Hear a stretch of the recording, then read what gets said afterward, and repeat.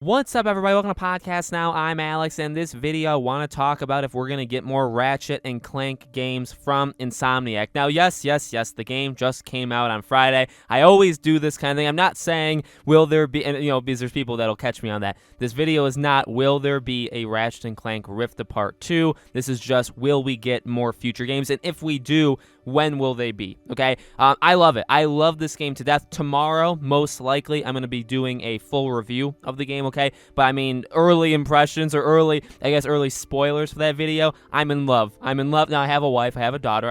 I love them, but I love Ratchet and Clank Rift Apart. Okay, now this is a absolutely phenomenal game. So really, to me, I would absolutely love more of them. I mean, what's interesting, and I love this kind of situation, right? Because this actually almost encapsulates what Sony is good at and sometimes what they've sucked at as of late, right? They do make just nonstop really good IPs. They just consistently pull out franchises out of nowhere that become household names and become so popular and so loved, and they can't keep all of them around forever, right? It's the thing with Sly, Jak and Daxter, even Infamous. I mean, they've kind of left Infamous behind.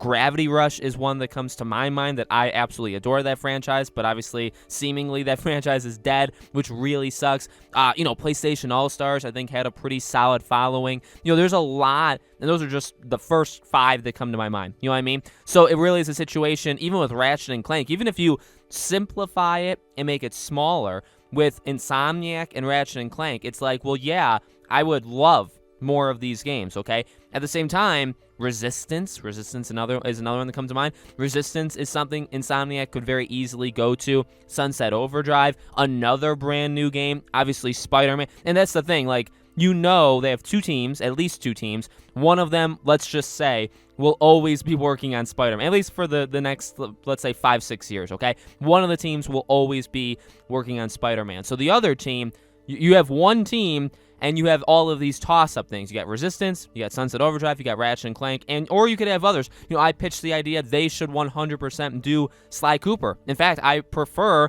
their next game, this team that made Ratchet and Clank, to do Sly Cooper, okay? Now, let me quickly cut myself off because I can talk for hours about all this stuff, but make sure, if you guys haven't already, make sure you guys are subscribed. Make sure you guys have the bell icon turned on so you know all these videos go up. And if you guys want to check out our Patreon or YouTube memberships, we do have them. They're the exact same thing in both places. On YouTube, the join button, obviously right next to the subscribe button, and then Patreon, the link's in the description. If you guys would like to do that, that would obviously mean quite a bit to me. 2 tiers, 2 pretty cheap tiers. I would say overall, you get exclusive stuff for supporting us in those tiers, okay? Obviously, again, if you want to check it out, I'd be much appreciative of it. And look, I wanted to throw this in too because I had this thought actually like last night, and I was like, I gotta remember this and save it so that I make sure I throw it into the video. And the thought is, one thing I think that's actually really served Ratchet and Clank I would say over the last 2 games, even now, because Ratchet and Clank obviously has been around for a very long time, is there's spacing in between them. The last game was 2016. Here we are in 2021, and we have a new game. I think 5 years is a really good length of time to have been separated from Ratchet and Clank. Do you know what I mean? I think it's just we've been away from it long enough, and we can go back into it. See, the thing with Ratchet and Clank, I do think, I guess to answer my own question of the video, right? I do think there'll be more. And I actually feel like maybe that'll just be the next thing that they kind of work themselves into. Now, I don't exactly know how the teams there, again, work, because you had Ratchet in 2016, you had Spider-Man in 2018, you had Miles last year, 2020, and now you have Ratchet and Clank Rift Apart. So I don't know what the Ratchet and Clank team did, although I still do, there definitely are 2 teams there in Insomniac. So I don't know if they would immediately work on the next game and it'll take them 5 years to make it, or if it takes them 3 or whatever. I get the feeling that it could be the next thing they work on, even though I honestly believe the best case scenario for Insomniac, for gamers, and for Ratchet and Clank itself, the property, is to take a 1-game break, is to, in 2-3 years, besides Spider-Man, or maybe a year after that or a year before it, give us another game, whether it's a Sly remake or a new Sly, or if you want to go back to Resistance, or you want to do a port of Sunset Overdrive and you want to make a Sunset, whichever one it is, do that, and then go back to Ratchet and Clank.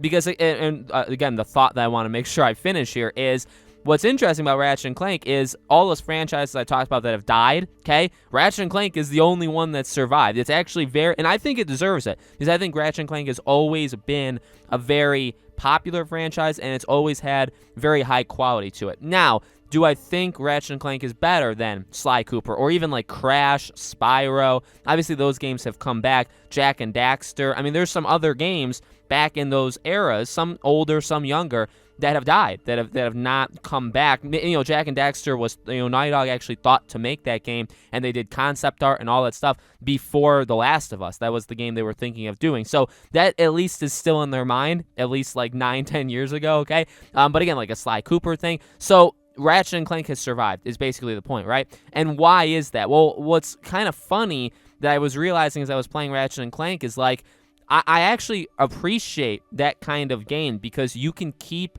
going back into the world. It's really like not like a knockoff superhero thing, but sort of close, where it's like these are heroes that are kind of ageless. You can envision stepping away from them and coming back, and yeah, maybe a few years have passed, but like they're exactly the same in terms of like their age. The villains keep coming back, right? They just kind of they don't really die. They just get defeated and they return, right? You can only take Nathan Drake in Uncharted so far. You can only take it 4 games, and you had to end it. And I think they needed to. I think they did it perfectly. Even games recently, Aloy, you can't do that forever. Kratos, I mean, they're probably going to kill him off in this next game, or maybe the game after, but you can't do it. Now, Kratos has been around for a very long time. Maybe that's the exception. But you can't really do it for most of them, right? There has to be an end. What's great about, and again, they've forgotten this, about Sly, about Crash. Now, Crash isn't there, Spyro isn't theirs, but what makes Spyro, Crash, Sly Cooper, what makes them so special is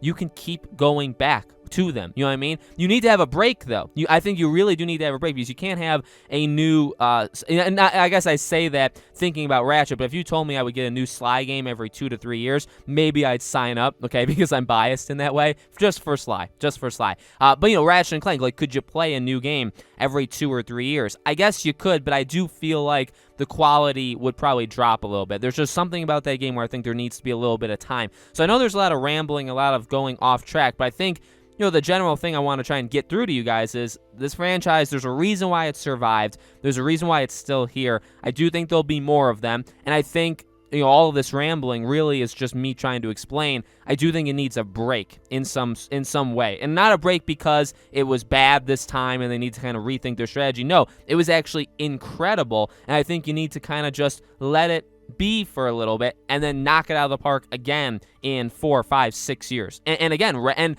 the thing with Ratchet and Clank is you can do that. See, another thing, and this is the last thing I'll say, like the reverse for like Uncharted is it probably does work better having those games be back to back. Now they kind of, 1, 2, 3 was back to back, and then you had Last of Us, and then you had Uncharted 4, and in between 3 and 4, that was 5 years. So the longest time you ever spent away from Nate was 5 years, but the other ones, there were 2 years in between, and it really did feel like a journey. And A Thief's End had that feeling with Nate because it had been a while. It had been quite a while since we've seen him and all that stuff, and it was a goodbye to him, okay? I think those games with Kratos, games with Aloy. Now, again, yes, games take a long time to make, so, Horizon has is going to be like 5 years. That's a long time, okay? But I do think those games, it's kind of a weird middle ground where you can't have them be around for too long, those characters, because they have very dynamic, moving stories